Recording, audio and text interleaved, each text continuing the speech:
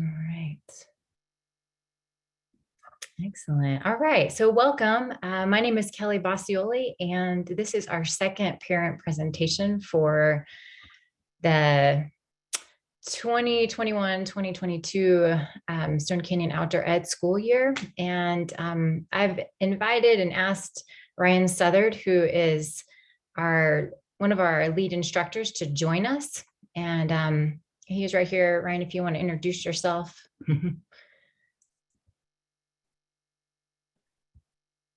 Hi, I'm Ryan. I'm one of the lead instructors here at Stone Canyon. I've been here for the last couple of years as well. Awesome. All right. We will get going here. We're going to share our screen and get started with the PowerPoint presentation.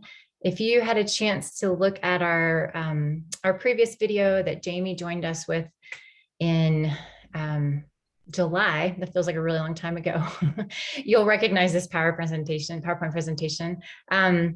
What I love to do is go through and share it and also try and hit on some of your questions as we go. And also give a time and place for Ryan to share and to offer his insight. He's been with Stone Canyon longer than I have, several years now, and I'm going on my third month. I started in late June. So we are on our fourth school group this week, and have been having a great time. We are excited to share with you, and we'll ask that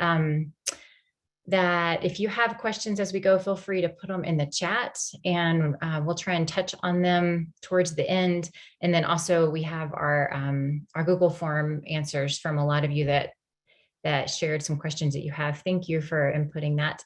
And we'll try and touch on those as we go as well. So Stone Canyon Outdoor Education, it's been around for about 10 years, and it is a joint venture with the Douglas County School District. It's a really fantastic opportunity for students to get out in nature, for students to get out of the classroom, for them to be able to get a sense of different ways to learn, different ways to experience having questions and being curious, not having answers, and getting to work with each other in a different way outside the classroom. All right.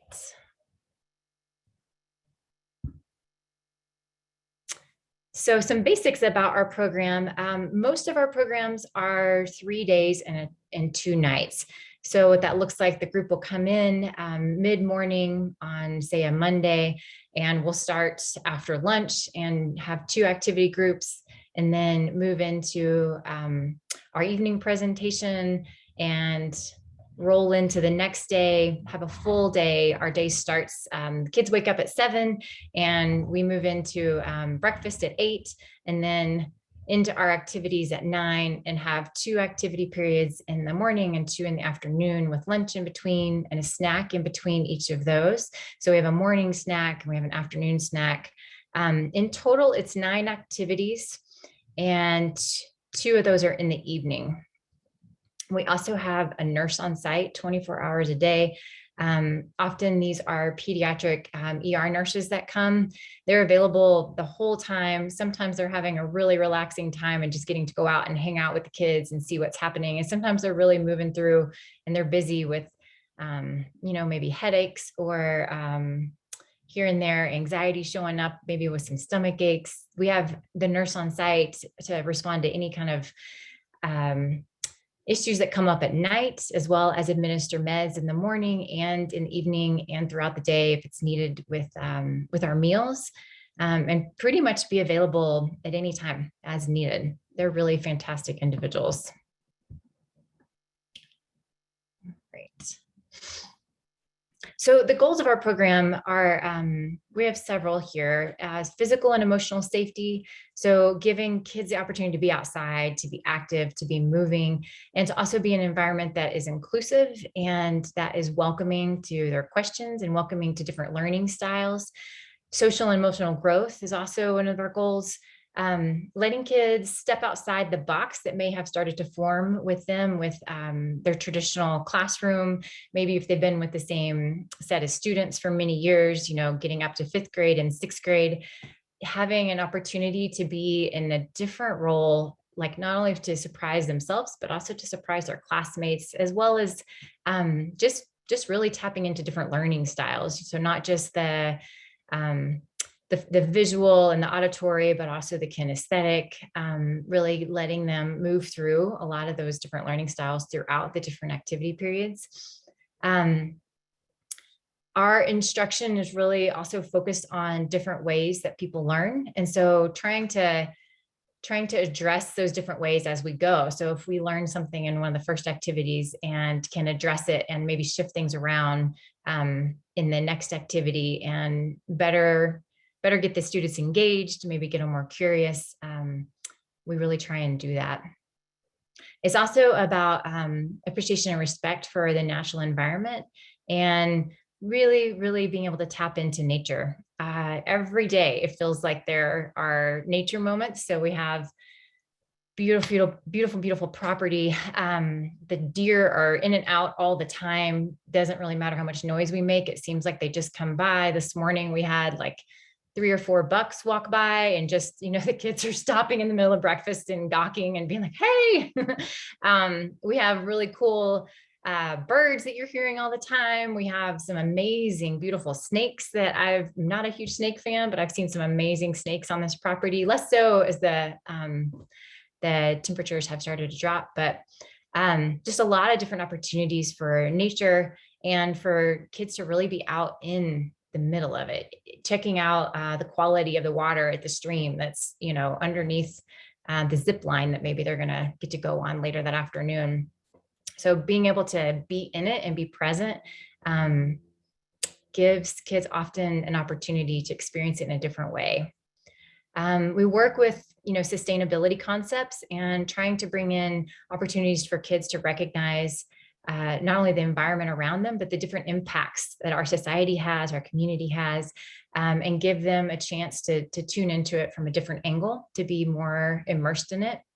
And then also new friendships. There are many moments in outdoor ed where someone picks up on a funny thing or an interesting fact or something silly that someone else did that they didn't get to see in the classroom, and new friendships are made. They get to be in 3 different groups while they're at outdoor ed. They get to be in their activity group that they're with, throughout most of the day.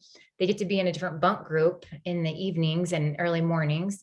And then they get to be at a table group at meals that is a different combination of either of those two. So they're continually getting to hang with different kids and get to talk and have different prompts and different way to be involved with each other. All right. So some of our classes, I'm going to let Ryan elaborate on some of these here. They fall into several categories. We have classes and activities that fall under science, outdoor ed specific, and then leadership. And Ryan, if you want to go through some of these. So we have a few in there. One of our more popular ones that most groups do is that first one, aerodynamics. It's one the kids absolutely love. It deals with group work. It deals with like actual aerodynamics and like a little bit touches on that. And the big show at the end is they get to shoot their own bottle rocket. And so it involves a little bit of like, so it's a little more heavy indoors, but we get them outside. But it's once again, it's a good group work activity. Sometimes we do some team building inside of that, because anything that involves group work, and they learn quite a bit. It's one of our really fun ones. Animal Survivor is all outside. We got some like super fun games that go with that one to teach about like how animals might survive and different population dynamics, like carrying capacity and all of that. We have like 2 really fun games that deal with that one. Energy Dilemma, that one is, once again, it's like a heavier indoor class, but it does have a pretty cool like windmill and some really cool concepts inside of it. When it comes to the energy dilemma, we have some pretty fun conversations about energy use. Fire ecology, it's always a big one. We stay inside a little bit, get outside, talk about fire eco around our site and what it might look other places. And Then we also talk about different terrains and how fire is affected in those terrains, and do like live demonstrations, like on a really small scale. That's just super fun.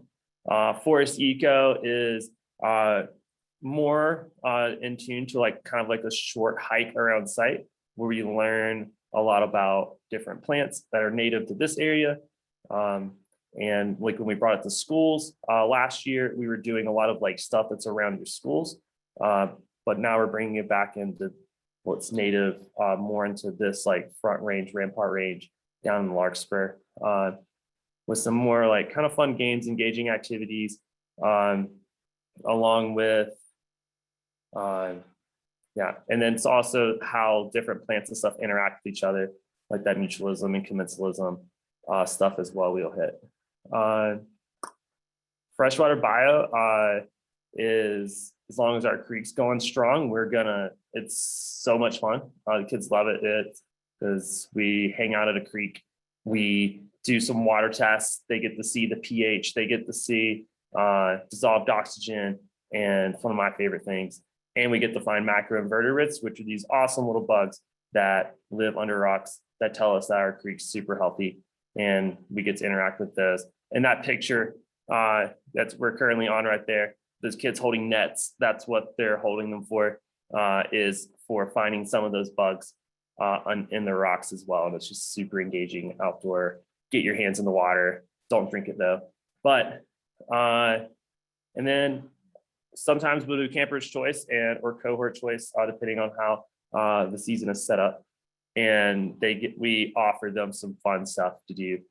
Sometimes the class they didn't sign up for, but it gives them more ownership of their learning experience, which is really cool when we do offer that to them and it's picked. Yeah, some of the highlights of those. Awesome, thank you. I can jump into outdoor education. So these are your typical outdoor ed classes that pop up and are a blend of learning, a blend of movement, and a blend of being outside. So archery, this picture is, it's such a sweet thing to watch the kids learn archery and pick up on it. And we have different games that we play as we teach the different components of the bow and the arrow. And I am always amazed at how good their aim is. Art and Nature is a class based on the artist Andy Goldsworthy, and he combines various mediums in nature, things that have all fallen, whether it's leaves or twigs or things with sand or snow or water, and creates some amazing piece of art with it. And so with the kids, we go out and we talk about the different parts of art. We have them look around and check out the things that they would pick up on and see and look at as art just already there around them. And then we give them an opportunity to go and create their own art and look at it from an angle of what exists around them and how can they bring that together and tap into a little bit of imagination or a little bit of creativity and experiment. Orienteering is a class where we bring together maps and compasses and teach basics of how to use a compass and how to use a compass with a map. And they have points that they go through and orient to on our property. And then outdoor skills is a class that's focused on how to be outside and have a good time and be safe while you're outside. The top 10 things to take with you, how to potentially build a shelter if you're in a tricky situation and you got caught outside for a while.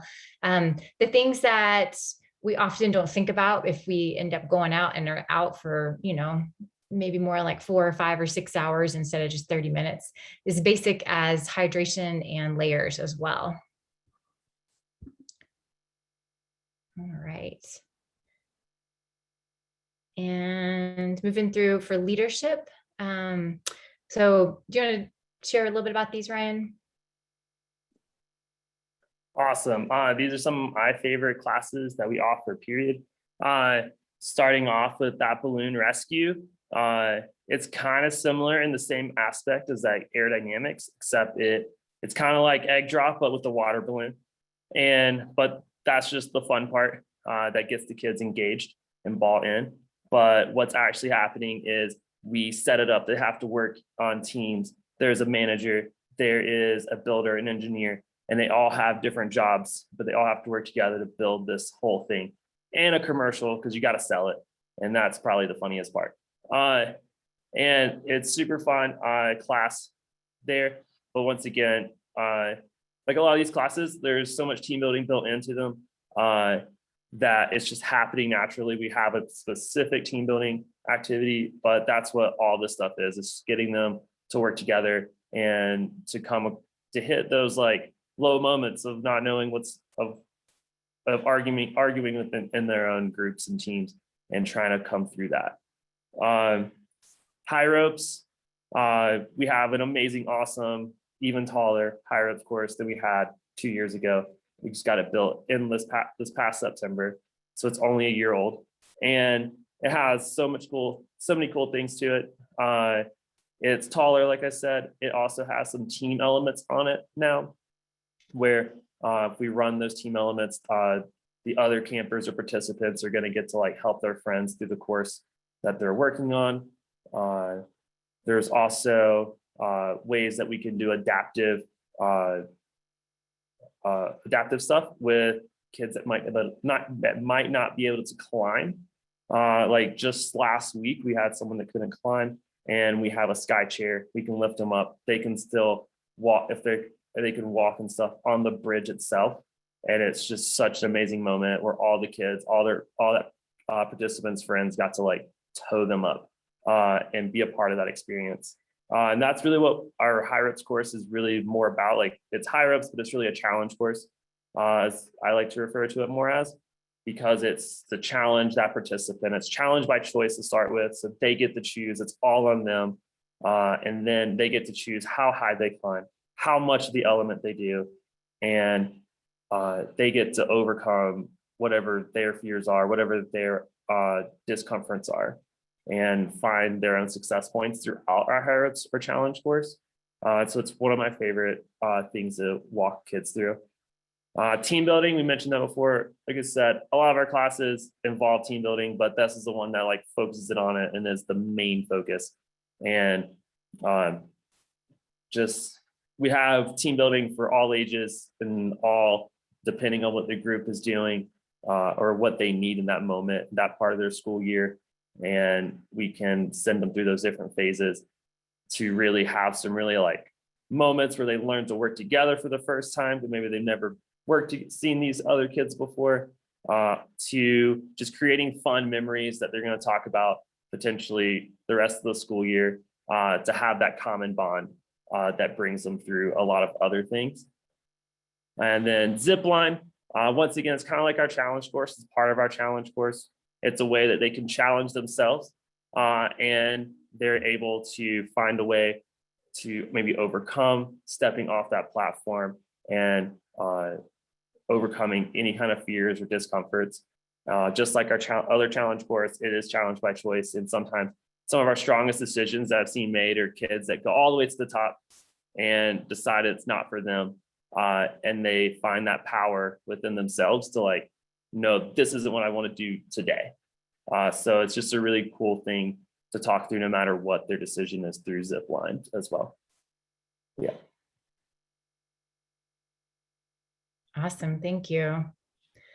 I wanted to offer one bit about the challenge by choice. The idea really is that challenge by choice runs throughout our programming. It is experiential education. And so if within, as Brian mentioned, within that experience, the most poignant point of learning for that student is to have the choice of, oh, this was my goal. I wanted to make it 3 steps up the ladder. I think I want to push myself further. I'm going to go another 3 steps.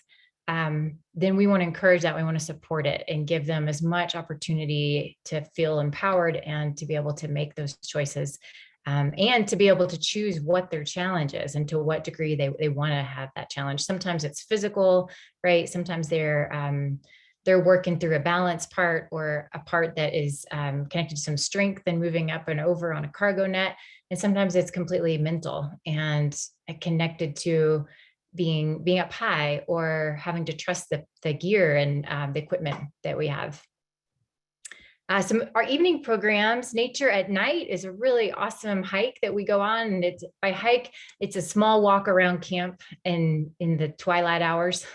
We talk about different adaptations that happen at night. We do some really cool activities with color, learning about the rods and the cones in our eyes, and the connection of that with just everything that we see around us. And in addition to that, sometimes we learn a little more about astronomy, depending on the weather and depending on the season and how dark it is at night. So it can be a combination class of learning about nature at night, as well as a little bit of astronomy. Our barn dance has been a hit. All of the all of the schools so far that we've had, it's been impressive to see how many kids get out and dance. We have a big open space that is enclosed on two sides. So it's not really a true barn, but it's a big, open, huge dance floor. It's another way to think about it. And we have a small stage in the center, and we often have our high school lead volunteers, which we haven't touched on yet. They jump up and help lead a dance. Sometimes it's instructors that are leading a dance. On occasion, we have some kids that will start and other kids will follow. And it is some really good G-rated tunes, and some of them are surprisingly old and they get into them, like YMCA is still a hit. And it's often kids just playing around and moving and not having any structure to, I'm meant to be in this group with these folks, or I'm meant to be doing this thing and learning this thing. It's a really sweet opportunity for them to move and to play and to be in an area to dance, as well as we have some side tables and chairs, and people can play cards, they can play Jenga, they can just sit and chat if they don't want to dance, and or they can walk outside and check out what's happening with the sky. We're getting more and more stars popping out towards the end of our barn dance currently. And campfire.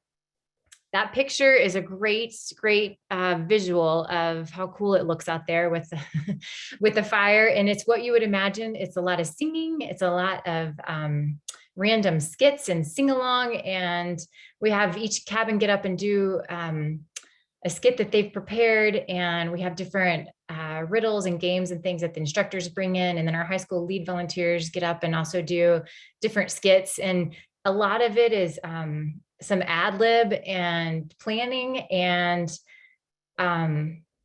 unknown. I'm always curious and impressed at the different directions some of our campfire go. We also do s'mores. They are made inside and they're warmed up, and the chocolate and the marshmallows are melted together, and we bring them out as well. All right. So this is a new thing for anybody who's been to Stone Canyon or heard about it in the past. We are in the process of expanding our dining hall and our kitchen, and we are maybe halfway through that expansion. So this is currently what our dining area looks like. It's outside on this large concrete slab area. We have the umbrellas and the tents and things to keep the direct sun off of students. We typically have family style seating and meals so that everybody comes into the dining hall and they sit down, and there are different items for them to choose from. And it's a family event. So while we're doing this expansion project, we've been pleasantly surprised at how well our kitchen expansion has not taken over the general feel of the dining experience. So I think some of the questions that came up for the Google form had to do with, in general, our responses around COVID and what we're doing. And this is one example, being able to eat outside, and also being able to continue to interact and to have some space, have a little bit of, we have some games and riddles and things that are set on each of the tables, and the high school lead volunteers, which we will talk more about eventually. Ryan, remind me if we don't get to that. They are helping lead some of the different activities during the meal times. And wanted to also mention that currently our meals are coming from nutrition services, and that is our breakfast and our lunch. So they look a little different than in the past. And our dinners are more specifically made by our chefs in-house. We are a nut-aware facility, and what that means is we can't necessarily claim to be nut-free. However, we're nut-aware. There's not any nuts anywhere in our kitchen or anywhere accessible to students or to high school lead volunteers. We're super vigilant about dietary restrictions and needs.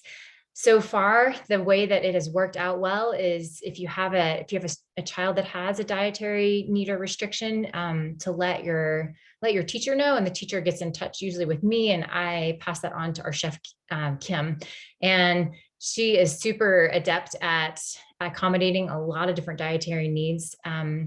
The only caveat right now is that we have limited space with our refrigeration. And so we've at times asked if there's any parents that are trying to supplement most of their student or their kids' meals. We've asked them to also bring coolers, and that has worked out okay so far.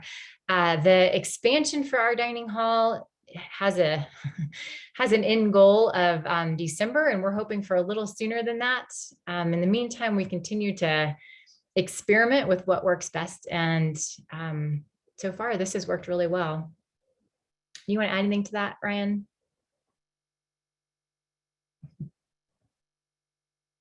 No? Okay. All right, cabins. So these are the two sets of cabins we have, Timberline and Falcon, and they are two different buildings that have several sets of rooms inside and numerous bunk beds in each of those rooms. So obviously we're separated by gender. There's electricity, heat, indoor plumbing in the cabins. All of them have private bathrooms and showers. So students going in to use the bathroom, it's not a room with many, many stalls of toilets. It's a separate bathroom. Same thing with the showers. If they're going in to use a shower, it's a separate space. They go in, take their shower, can change and everything inside and come back out. Typically it's 8 to 6 students per bunk room. And within that, we also have up to 2 high school lead volunteers that are in each of the rooms, and 2 of our Stone Canyon outdoor instructor staff are also in the larger buildings. So for COVID right now, we have been having students sleep in a head to toe orientation so that it's a little less direct over right on top of each other contact. Also, we're sleeping with windows open. In general, with COVID, our policies at Stone Canyon have been to follow and be in alignment with the district. And so all of our buildings, which aren't very many actually, we're having students and staff be masked. Like Ryan has mentioned, some of our classrooms are a combination of outdoor and inside. For the most part, every class can be modified to be inside, and most of our classes have a big portion they're outside, if not totally outside. The scene with the cabins is it is a masked zone unless someone is brushing their teeth, taking a shower, getting a drink of water, or sleeping. All right. And in general, just to give an overview of what we're doing. So all of our facilities are cleaned every day in terms of after every meal, and then everything is disinfected after each activity. So there's a big turnover when we have a group that comes from Monday to Wednesday, another group that comes from Wednesday to Friday. There's a huge turnover in our cabins and our facilities. All bunk beds get sprayed down, as well as all the different surfaces and everything that's used, everything that gets used in classes, whether it is different items that get used in like the balloon rescue or the aerodynamics class, is getting sprayed before it gets shared and used in another class. Let's see what else. We have hand sanitizer throughout, and there's a regular routine of going through and washing hands before our meal time. So after students come together to meet for the meal, we have each table group will go through, fully wash hands in the bathrooms, then come on through, go into our room that has become a form of the cafeteria, grab their tray, and then outside they go with their meal. We've been continuing to adapt, and that is currently where we are with our protocol. All right, our staff. So we have some of the most amazing staff I've had the opportunity to work with. Outdoor ed instructors are, they are a breed of, of their own, excuse me. They have, all of ours have a minimum of a bachelor's degree and are certified in first aid and CPR. They provide all the supervision and facilitation. Our the typical industry standard is like a 1 to 12 or so ratio, 1 to 10 ratio. And at Stone Canyon, we really look at it and it ends up being more like a 1 to 5 ratio. And the reason for that is we often have quite a few admin that are around that can step into activities and take our ratio with students down, as well as sometimes we have 2 instructors that are with an activity group. It depends a little bit on our scheduling. It depends a little bit on the size of the group. In addition to that, our staff participate in a 2-week training before they start. Most of them already have some background and baseline in outdoor ed. A lot of them have come with degrees in environmental education, in outdoor leadership, in biology, something along those lines. All of our staff are also background checked with Douglas County Sheriff's Department, and that also includes our nurse. The staff are ultimately the supervision in all of our programming. I've been mentioning the high school lead volunteers over and over, and the role that they play, they're 9th through 12th grade, typically 10th through 12th grade students that are coming out to play a role in outdoor ed, and also it helps with their service hours.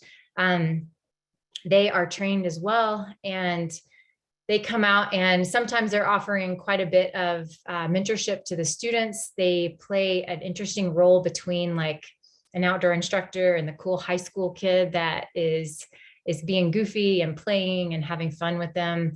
Like I said, they sit with them at meal times, and our instructors offer support where necessary with that. It's interesting because our instructors get to offer some mentorship and leadership to these high school lead volunteers. And in turn, these high school lead volunteers often are offering a lot of leadership and mentorship to the kids. And inevitably, when it's time to go, there's usually several of these high school lead volunteers that have just become like the star of the show, for the boys, for the girls, for whomever, for everyone, whether they're more quiet or more outgoing and exciting. They are a fantastic addition to our program, and they work hand in hand with our instructors.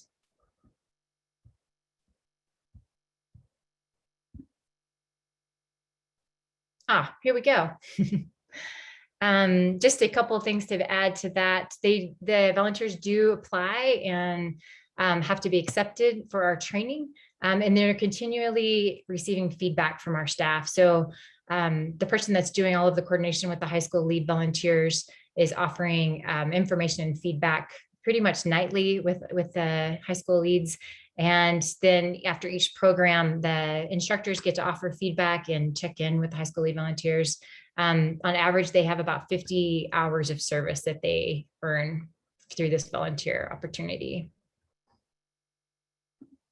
All right, frequently asked questions. Just talked about the supervision. Wanted to also offer that one of our admin is on duty every night. So in this case, that would be myself, it'd be Ryan or another lead instructor. And we're currently hiring an additional staff member, our program coordinator. So for our discipline policies and practices in general, it is similar to what kids experience in school in terms of the strike system. Our instructors get really creative with how to redirect behavior, with how to give people roles in classes, how to help them have pair shares. So instead of having this awkward moment where they ask a question and someone in the group has to answer, they can team up with someone and ask, what do you think about this? What do you think about this? How was your experience? And it lets them have a more low-key moment to check in.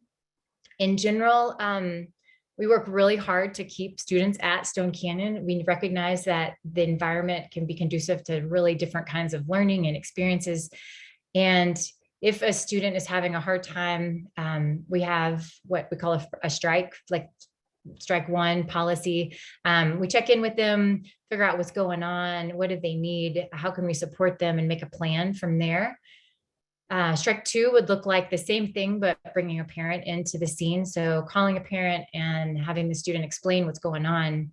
what we've been working with, seeing if we can create an additional plan, or maybe take a tangent from that plan. What do we need to do to help the students, support them? Oftentimes, a lot of behaviors can come from simply not being used to being away and homesickness. And it is interesting because there's such a spectrum of what homesickness can look like, whether it's behaviors, whether it's being withdrawn, whether it is not eating or not feeling hungry, lots and lots of tears. I had a girl come up to me yesterday and she just didn't feel comfortable, and we talked for quite a while. And we made a plan. How about if you come into this next class activity period, and I have 3 things for you to check out while you're in this activity period, 3 different things. And then let me know how it goes, and we can check back in.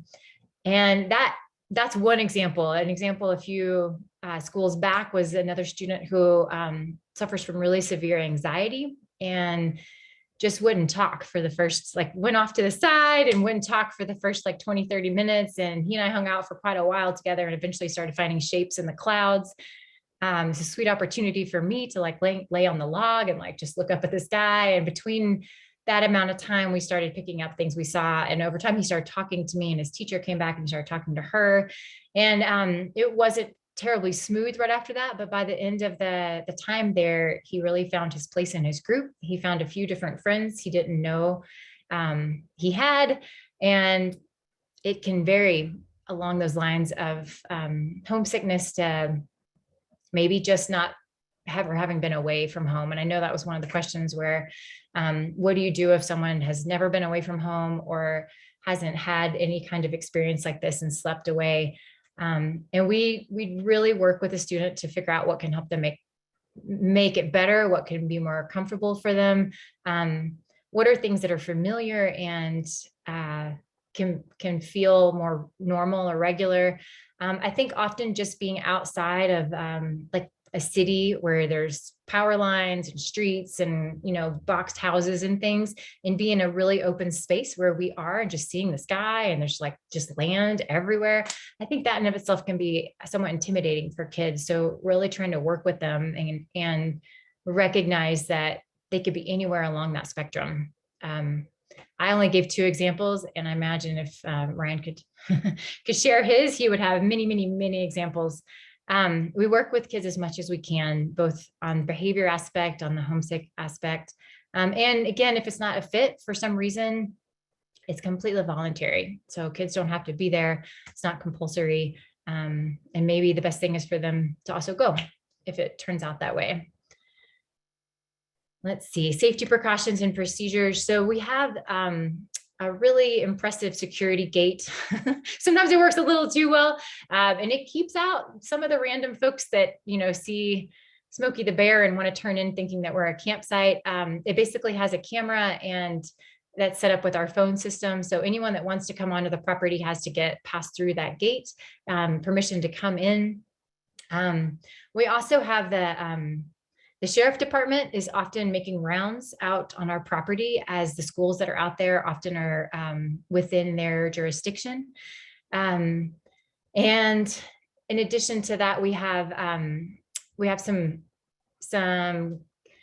training that falls in line with similar training that happens in the schools for emergency procedure and response. Everything, from shelter in place to lockdown, and how that looks on our property can be really different. Yeah, and we're, as much as possible, continuing to check in with students and see what they need, see how they're doing, continuing to touch base, and we check in, make sure they're eating at meals, and if not, what's happening for them. Yeah, a lot of different precautions and things that are in place to help our staff pick up on small things, and also to try and tap in to what's happening for kids, and keep just the people that are meant to be there, and not anyone else on our property. Can I transport my child myself to Stone Canyon? So this is interesting, as things have shifted with the buses in the district. And without getting too much into that, I'm going to say that on occasion, we'll have students that have some kind of medical need or some specific other need that requires them to either sleep at home, or it would be more conducive for them to have a better night's sleep away back at home from camp. It doesn't happen very often. We try really hard to have students stay and be on our property for the full duration. If it's just like a soccer practice that they might miss, we ask, can they miss it? Is that okay? On occasion, it's something that there's not going to be a repeat opportunity for, whether that is a sports, event or some other, specific or special occasion. And we ask as much as possible for those exceptions not to be made if they're not super important. And on occasion, we do make those exceptions. So if that is your case, the best step would be to talk with your teacher, and we can go from there with it. Dietary restrictions. All right, we touched on this a little bit. As I said, if your child has some significant restrictions, for the most part, we often can accommodate them with the food that we are able to provide. And there are some times when we can't accommodate, and parents will send like an entire menu equivalent of food up to camp. This is often where it gets passed on to our chef, who can speak more specifically about, whether it's a celiac concern or something like that, and be able to also account for there not to be cross-contamination with food and even with students and their sitting situation at tables. We have one school on site at a time. There is a crossover on Wednesdays when we have the school that's been there from Monday to Wednesday, preparing to leave, and the school that's coming in from Wednesday to Friday. And usually those schools never interact and they never see each other. It's like ships passing in the night. They often are sharing the same buses. And we like to keep it that way. We like to focus on the school that's there and the kids that are there. Our policy on electronics is that we do not allow electronics. We really ask that students be present and be immersed in an outdoor experience. And part of that includes not tapping into a video game that they've been working on every single day to, get to the next level, or to let go potentially of their iPad where they're reading their favorite book. There's a study that involves kids letting go of electronics for I think it's like a week duration or something. And some of the findings were that the kids were more empathetic to each other. And they were more tuned in. Their focus was heightened. So in general, we don't have good service on our property at all. We do have Wi-Fi in the major buildings. And we ask that students leave all their electronics behind, and or if they happen to bring something with them, we will collect it. And we have a very strict no electronic policy, including in our cabins and with our high school lead volunteers. How do I register my students? That is a great question. If you go to our site at StoneCanyonOutdoorAdventures.org, you can click around and go to the parent page and scroll down, and or the teacher resources page, and there's usually a place for registration. And your teacher can also help with that and give you more information. For medications, we have, like I said, a nurse on site. So with all of our medications, there needs to be a written doctor's note for everything, with the exception of Tylenol and Benadryl. And our nurse can provide those two things without any kind of doctor's citing from that. So anything that's a self-carry, like epinephrine or Benadryl or inhaler, just needs to have a doctor's note to go with it. And that's for each of those items. So for the inhaler, for the epinephrine, for the Benadryl, and then it can be, we can have a set that stays with the nurse. And then also if it is self-carry authorized, it can stay with the student as well. Let's see, what's on the packing list? Oh my goodness, this is a long one. So for the packing list, we really ask that you tune in a little bit to the seasons, and that's on my to-do list in terms of updating our packing list and trying to break it down into seasons. So we ask that you have some sturdy shoes. Doesn't have to be hiking boots. You don't need to go out and buy brand new shoes or brand new hiking boots. We really prefer shoes that the students know are comfortable and that can tie and lace up well and stay on their feet, particularly for the zip line or the ropes course and just for walking around. We ask that they also have some warm layers in terms of the temperatures dropping in the evening. Sometimes it can get a little chilly. So even if it's like it's 80 degrees, they don't need a fleece. They might want a long sleeve or a fleece, especially as we move into the fall.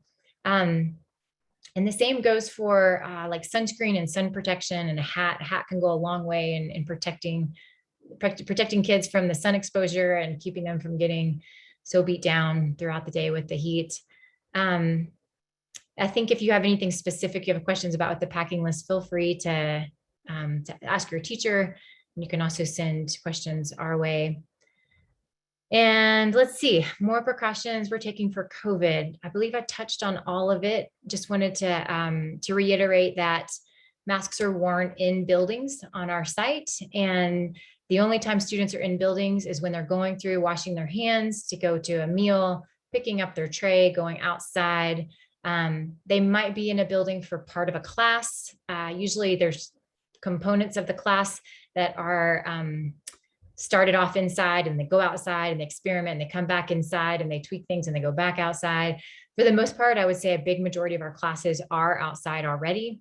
And then our other buildings are basically the cabins. So at cabin in the evenings and in the mornings, again, we ask students to be masked unless they're drinking water, brushing their teeth, taking a shower, or they are sleeping. And wanted to reiterate for this, and just offer that we know this is a charged topic. There's lots of ways to handle this, and wanted to offer a couple of things. Again, one, that the attendance at Stone Canyon is not mandatory. It's your choice. It's what you feel is best for your child and what you need to do for your family. And then within that, to give a glimpse of our setting and our scene. So sometimes we're working with up to 100, 120 kids in a 3-day time span. And then we turn around and are working with another 50 to 80 kids on that same day. So for us, it's a little bit of not trying to pick up something and pass anything, whether it's COVID or anything else, on to another group. And then also looking at it as self-preservation for our staff. So if we have, one person gets sick, we can usually fill in for them. If we have our whole staff go down, we're gonna have to close down our program. So on our end, it has multiple purposes. And we also just wanna acknowledge that there's a lot of different ways to do things. And this is the way that will help our programming stay in place and help our staff stay safe and help us from passing on anything between schools. Do you want to add anything to that, Ryan? Great. And we thank you for your patience. I know there's been some questions about how things have changed or shifted. And like the planet, we're continuing to shift and change as we can and as we need to. All right. I think I'm going to keep on moving through and take off our screen share here. We have some apparel that you can pre-order. That is also on our website. And just a bit of information again for how to get to our website, stonecanyonedge.org. You can check us out on Facebook as well for some pictures. Here is my name, my office number, and my email address. Again, if you have questions about arrivals and dietary needs and things like that, it's best to send it straight to your teacher. Often they can answer some of those, and then sometimes those get passed on to me, and sometimes I can answer them, and sometimes they get passed on to our chef as well. All right. I haven't looked in our chats. I don't know if you have, Ryan. There was additional, one question. Do you want to answer? There was one question about, could they talk to their kid? Great question. Yeah, that's a great question. We really try to have the experience be for the students without bringing in any interaction with the parents. And we know that can be tricky, and we know that also can be challenging depending on the student, depending on the family and the needs. And as much as possible, we try and keep it so that any of the problems that come up or the things that we're working with the student, we have a lot of information in advance about it. We have some strategies and some techniques. In general, we don't have students and parents chats. It's really, really specific and special exceptions to that. All right, other questions? The next one about will apparel be there when it first arrives? And I also had another question in our other thing that got sent out about clothing orders for out of state. So I was gonna answer, I can do both of those real quick. Thank you. Yeah. The apparel that you pre-order will be in their cabin when they arrive, and they'll get it before they get to lunch. So that's usually if you pre-order it before your student gets here, even if it's over the weekend, we're gonna get those to them before they do their first activity. Out of state stuff, I messaged our apparel person. We don't do any shipping. So the best thing for that would probably be getting it ordered and bringing it home to distribute. But we don't do any shipping ourselves. Awesome. Okay, let's see. If for questions about cost, I'm going to refer you back to your school for that. It's the easiest way for us to not give incorrect information. Let's see. A question about additional snacks. We do ask that students don't bring additional snacks. The exception to that would be for any kind of medical or specific dietary concerns. Obviously, one reason for that is like any program that has a lot of outdoor space, we don't want our students to be leaving food in places, but also having animals and things come find them for the food that might be in their backpacks. And that includes cabin space. So we take up any extra things like that are brought, and then we give them back at the end so they can take them back home. And again, the exception to that would be if it is a medical or dietary need of the student. That's pretty much case by case. Let's see. Send the girls out. We don't have snacks for purchase, just recognizing that we offer the 3 meals a day, and then we also offer snacks in between activity periods. So a breakfast, a morning snack, a lunch, an afternoon snack, and a dinner. And we don't, it's not like camp where they can go and get, really fun things that are maybe different than what they have in their lunches or whatever, like Skittles or something like that. It's more like school than it is like camp in that regard. Yeah. Let's see. Good questions. Any others?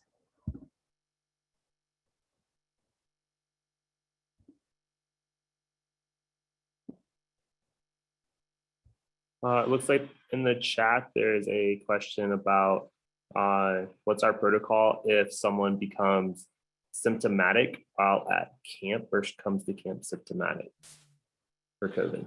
Yeah, that's a great question. Thank you. We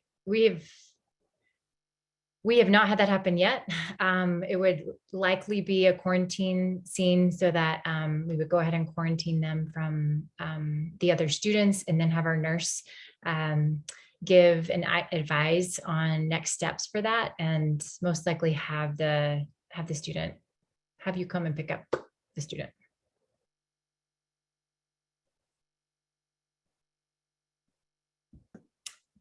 In terms of the transportation, yes, for the most part, your student will get on the bus.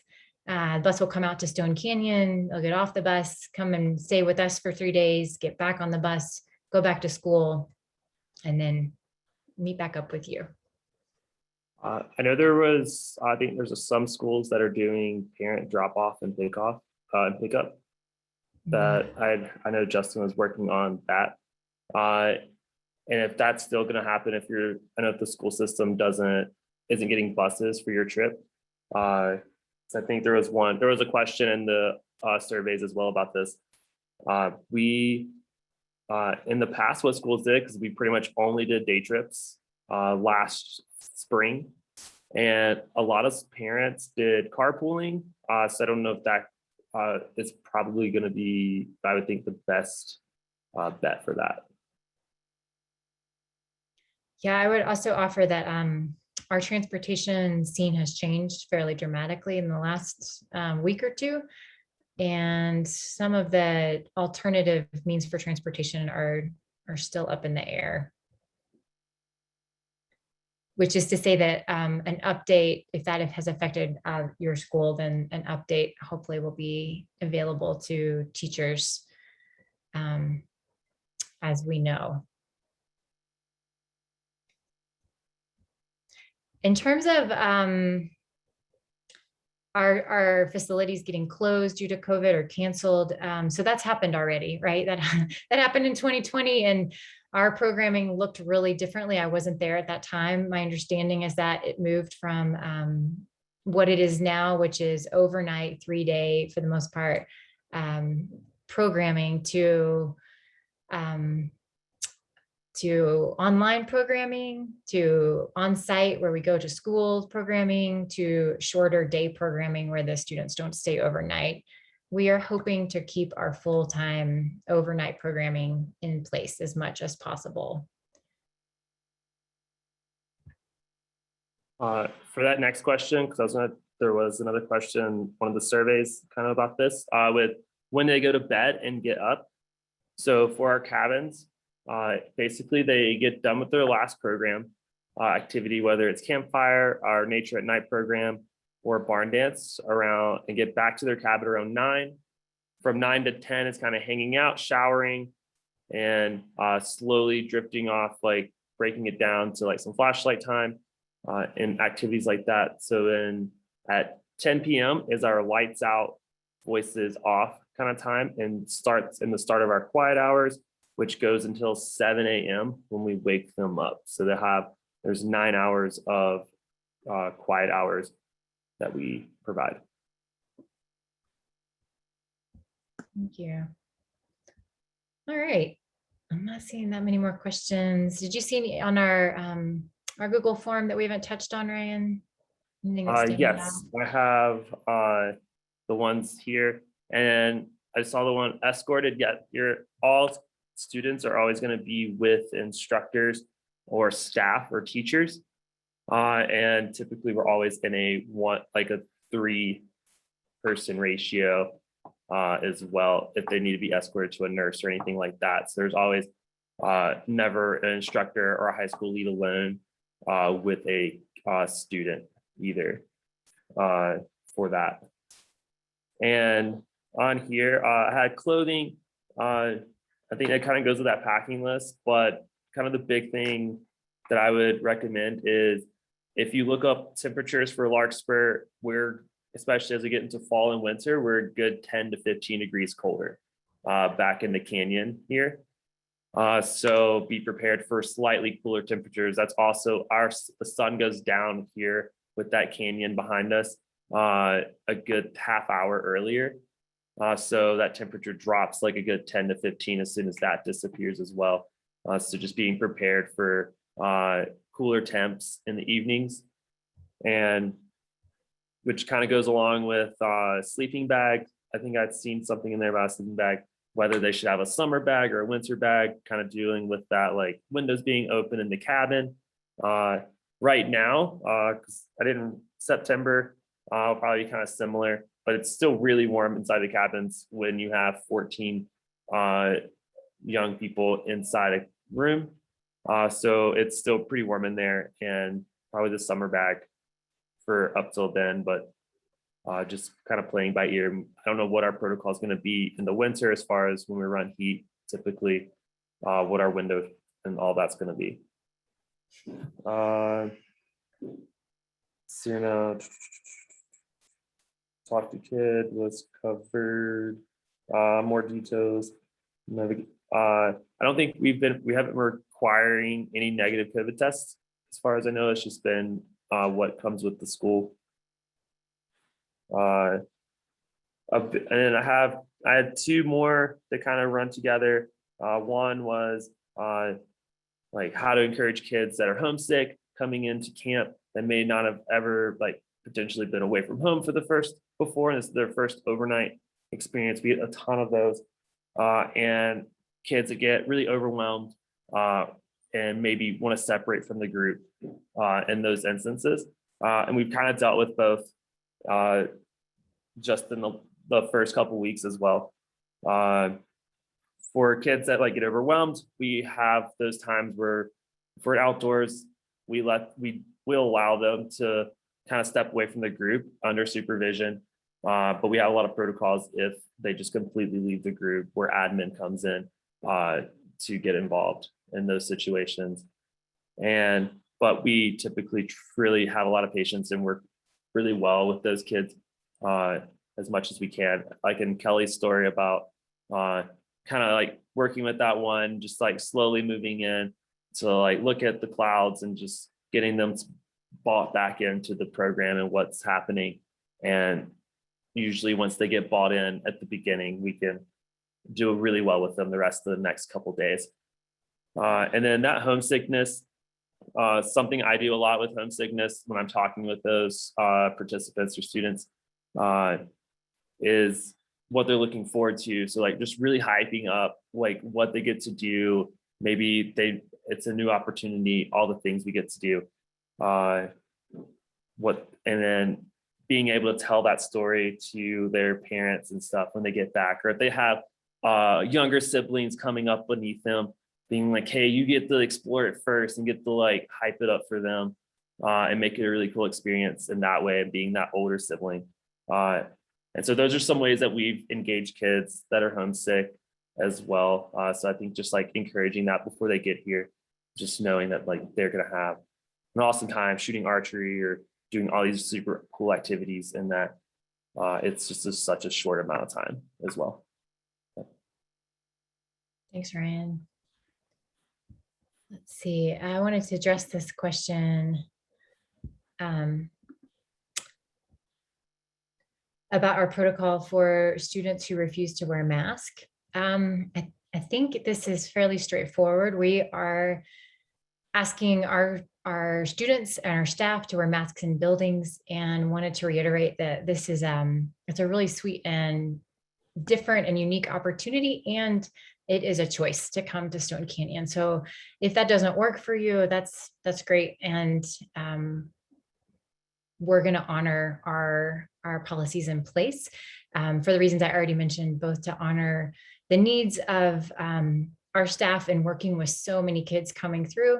And in addition to that, just recognizing how little time students are actually in buildings.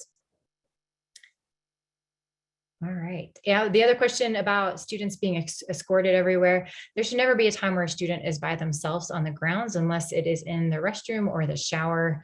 Otherwise, they're with at least, as Ryan mentioned, another adult and another student in a cabin. They might also be with the nurse. That would be a separate time frame. It's just them maybe and the nurse.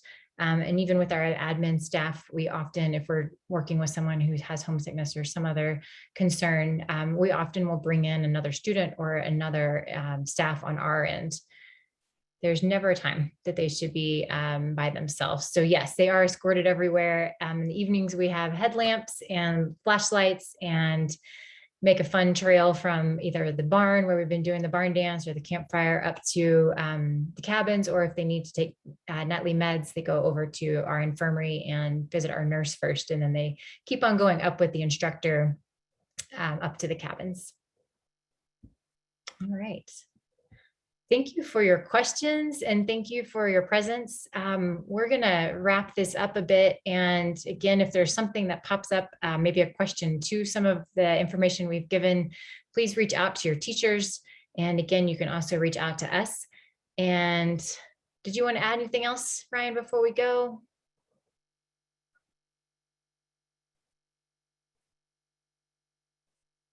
You look good to go. All right. Excellent. Great. Thank you. We will look forward to seeing you and your kiddos, hopefully in the coming weeks and months. And again, there's quite a bit of information on our website. A lot of it we've covered here, Some of it is in more detail there about both the classes, information about medications, information about packing lists, and our current COVID protocols. So if you missed anything, if you joined us late, this meeting has been recorded and it will be sent out. The link will be sent out to the teachers, as well as we will post it on our website. Hopefully, today's Tuesday, hopefully by the end of the week. All right. Thank you again, and y'all have a great afternoon and evening.